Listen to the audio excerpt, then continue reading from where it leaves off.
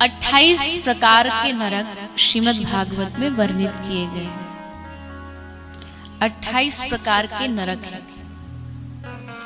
सबसे पहले नरक होता क्या है?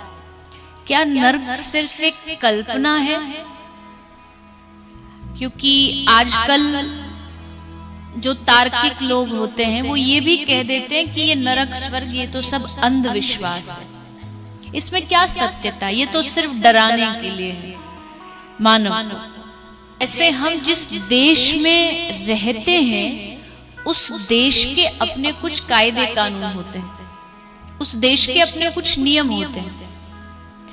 अगर आप उन नियमों का उल्लंघन करते हैं तो सरकार, आप किसी को मार देते हो तो आपको सजा मिलेगी, यानी नियमों का उल्लंघन करने पर दंड यानी जेल में भेजा जाता है।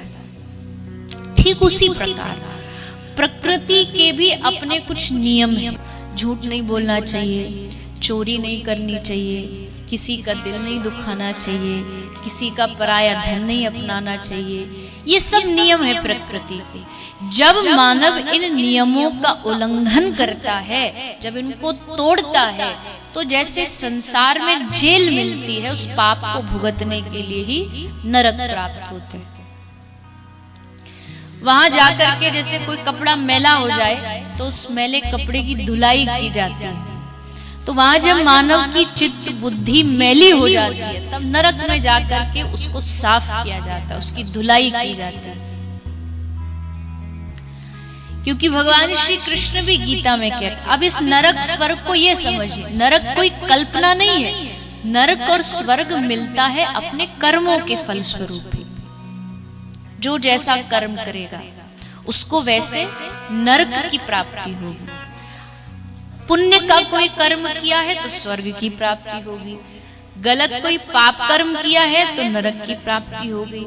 और भक्ति की है, अगर भजन किया, क्योंकि भजन पुण्य की कैटेगरी में नहीं आता है, यज्ञ से पुण्य मिलता है, तपस्या से पुण्य, पर भजन ये पाप और पुण्य से ऊपर है। तो भजन करने से सीधा फिर भगवत प्राप्ति होती है, फिर नरक और स्वर्ग से भी ऊपर पहुंचा जाता है।